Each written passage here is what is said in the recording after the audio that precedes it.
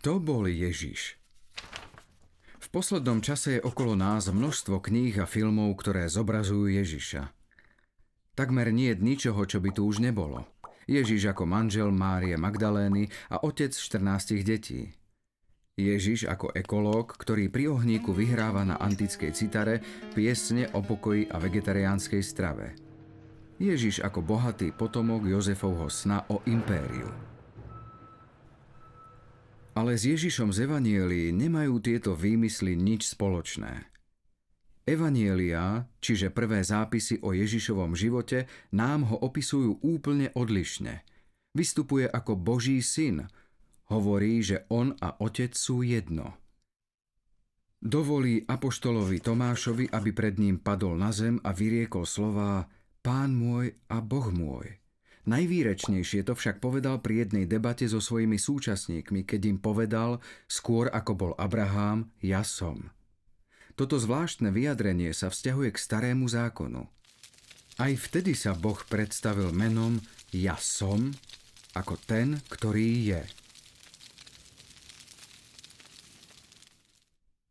Ježiš teda v Evanieliách vystupuje ako Boží syn. Bez tohto jeho nároku by reakcie Židov, ba dokonca ani celé kresťanstvo nedávalo zmysel. Pretože srdcom kresťanskej zvesti je tvrdenie, že Ježiš je pravý Boh a pravý človek. A len vďaka tomu majú jeho činy moc padnutým ľuďom vrátiť vzťah s Bohom. Ale ako je to možné, že Ježiš je pravý Boh a pravý človek? V Najsvätejšej Trojici je syn dokonalým obrazom svojho otca.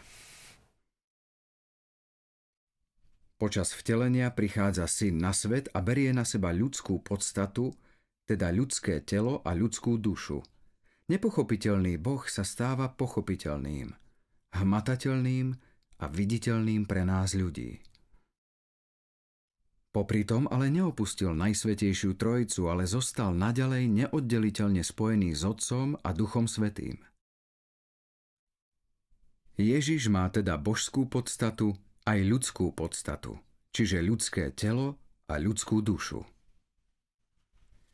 Keď my ľudia hovoríme o spojení duše a tela, máme na mysli ľudskú osobu.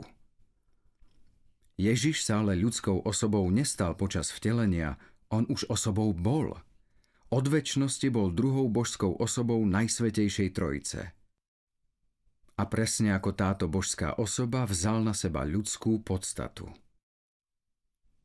Keď sa obraciame na Ježiša, obraciame sa na božskú osobu, ktorá na seba vzala ľudskú prirodzenosť. Ježiš je teda božská osoba, ktorá má dve podstaty. Je pravý Boh a pravý človek.